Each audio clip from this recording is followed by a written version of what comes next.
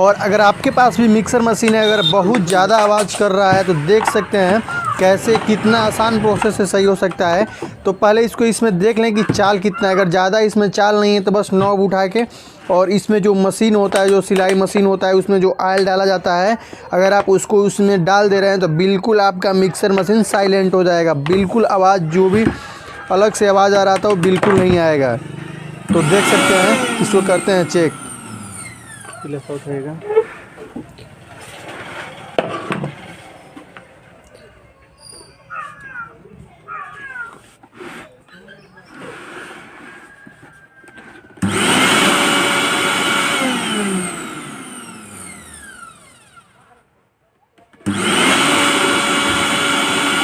हो गया।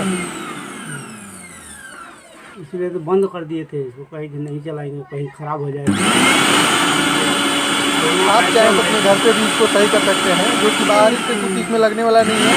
यह आपके घर पे भी आसानी से तेल मिल जाएगा और ये ऑयल डालते ही साइलेंट हो जाएगा।